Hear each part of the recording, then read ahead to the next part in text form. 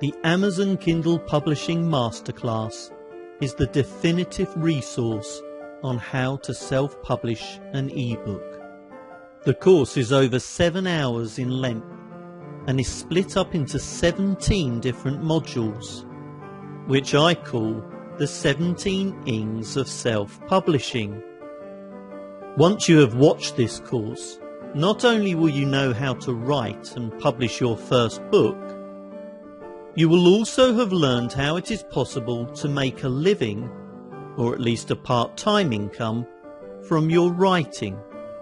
The course begins with questioning whether the writing and publishing of a book is the right choice for you. Module 2 is all about planning the writing of your book to ensure that writing becomes a daily habit. The next module is all about building an online presence and ultimately creating a direct relationship with your readers. The fourth module is about researching the topic or genre of your book and establishing whether it is commercially viable. Meanwhile, Module 5 is on writing, where I discuss the writing process as well as the importance of writing quickly. Then I discuss the polishing of your manuscript once you have finished writing that first draft, before taking a look at the different types of editing that your book should go through before it is ready to be published. Module 8 is concerned with the illustrating of your book, including advice on the most important image of all, your book's cover. The 9th module of the course takes a look at how to achieve the quick and easy formatting of your ebook without pulling your hair out. While Module 10 is all about the different types of copywriting you will need to do before you can actually publish your book. Which brings us nicely to Module 11, a step-by-step over-the-shoulder look at publishing your book on the Amazon Kindle store. Then Module 12 takes a look at selecting the distribution channels for your book, before discussing the strategy for launching your book in Module 13. Perhaps my favourite module is the one on giving, which looks at the most effective marketing tool self-published authors have at their disposal. The 15th module of the course is about the importance of marketing your book at each and every stage of its development, while Module 16 is all about lifelong learning and the use of Google Alerts to stay ahead of the curve in your particular niche. And the 17th and final module looks at expanding your product range through repurposing the content you have already written. If you are serious about becoming a self-published author, then the Amazon Kindle Publishing Masterclass is simply a must-watch. This module is all about the questions that you will need to ask yourself before you even think about putting pen to paper, or more likely fingers to keyboard, and begin writing your book. And I suppose the very first question you need to ask yourself is, are you in this for the long haul? Because self-publishing takes time and effort, and you will need to be determined that you are going to see this through to the end. You will certainly need to have the right mindset if you are to have any chance of being successful, and you will more than likely have to do all of this while working your day job as well. In addition to the investment in time, there is also going to be a certain amount of financial investment involved. You may have heard the horror stories in the press about the extortionate costs involved when self-publishing, and how it can cost as much as $20,000 to publish a book yourself. While these stories are invariably clickbait, designed to cause a stir and thus get the story in front of as many eyes as possible, there is no doubting that there are plenty of places to waste your money when it comes to self-publishing, if you are so inclined to do so. That said, I have come to the conclusion that there are at least 4 areas where, ideally, every self-published author should be prepared to invest at least some money if they want to give themselves the best shot at success. I believe you should think seriously about investing in 1. A decent writing tool, and by that I specifically mean Scrivener. 2. An author website as the first step towards building a writer platform. 3. The professional editing of your book. And 4. The designing of a high-quality cover for your book. If you are still determined to self-publish your ebook, despite knowing the fact that it is going to take you a lot of hard work and some financial outlay to do it properly, then the next 3 questions that you need to ask yourself are as follows. Why do you want to write a book? What type of book are you going to write? And how exactly are you going to achieve this? Because your answers to these questions will actually determine the path that you take towards becoming a self-published author.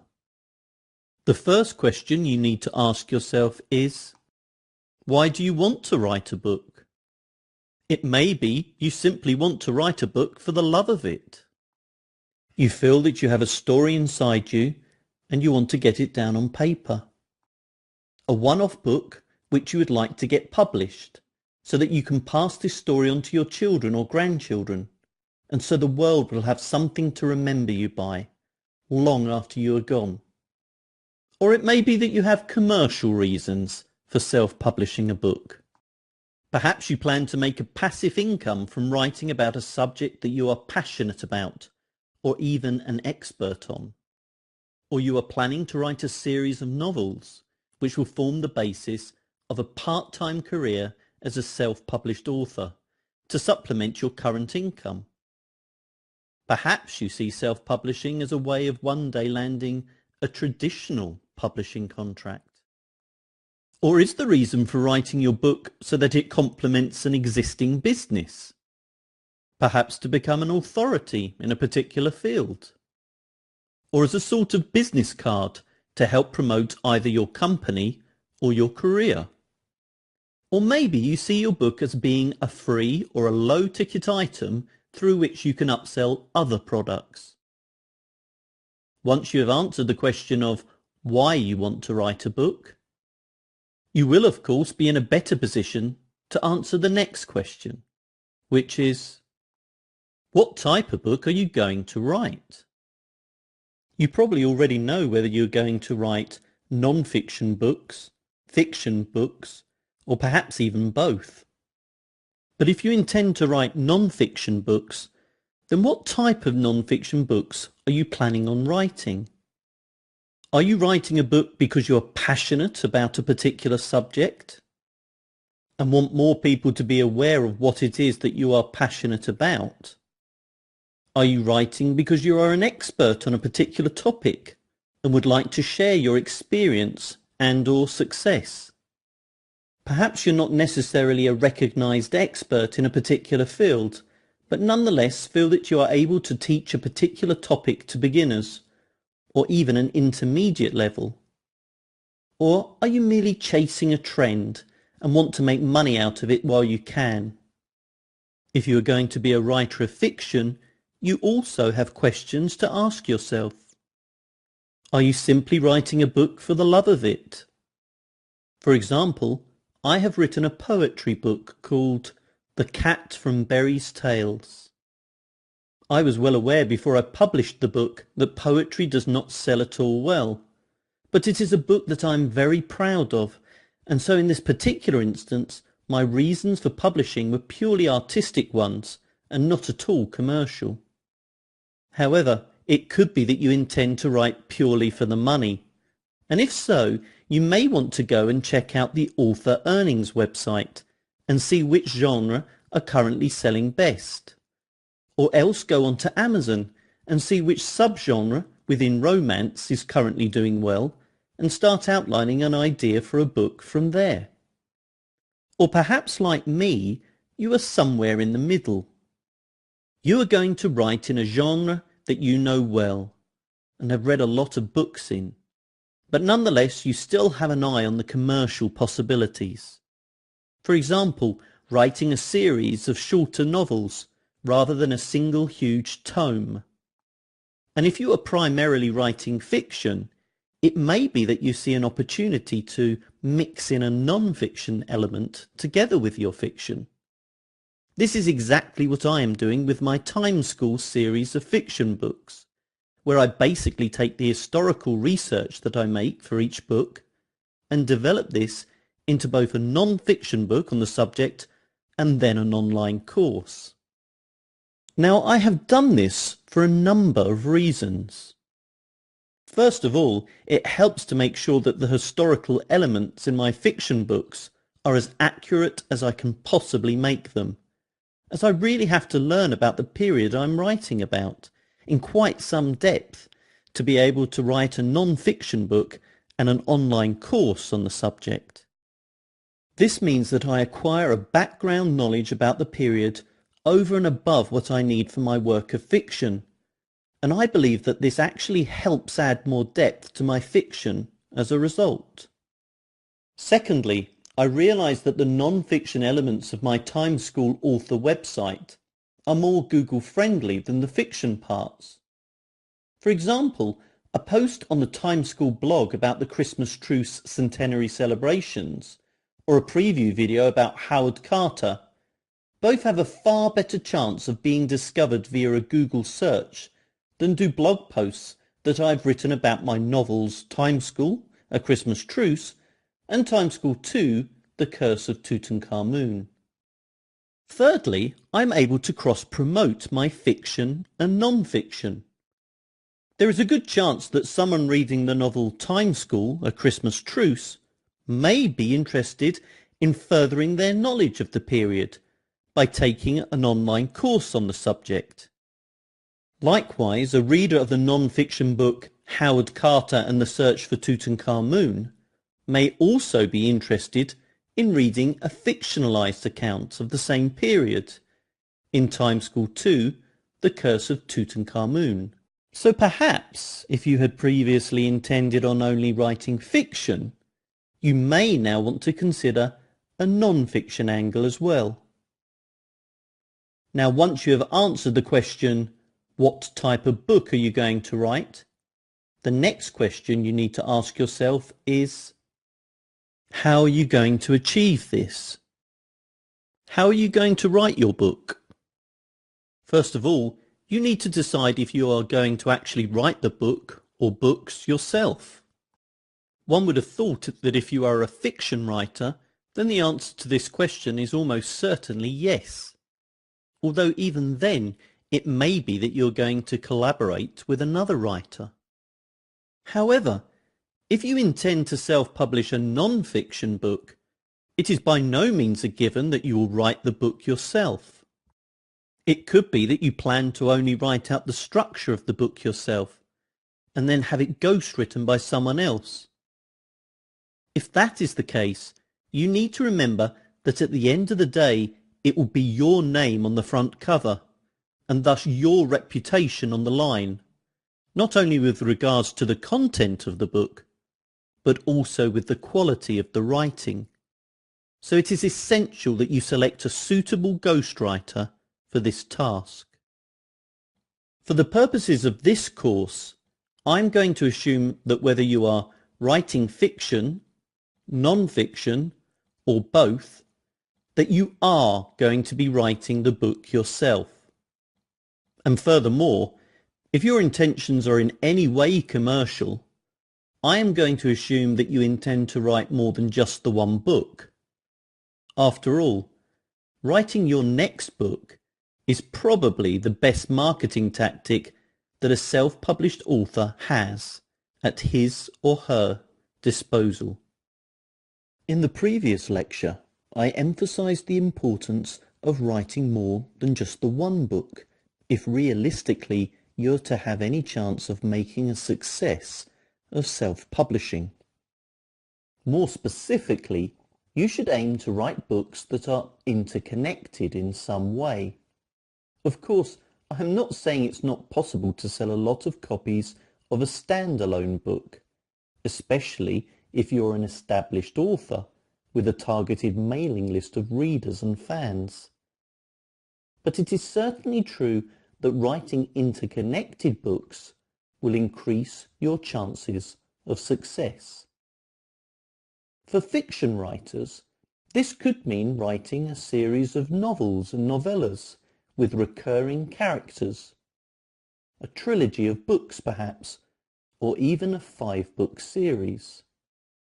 The point here is to draw the reader into a world you have created and leave them wanting more, to get them to care about the regular characters in your books and want to know what is going to happen to them next. However, in my opinion, this does not mean writing unfinished books with huge cliffhangers. This type of episodic serial was extremely popular a couple of years ago on Amazon, but I personally would advise against writing books without a satisfactory ending, which almost forces the reader into buying the next book.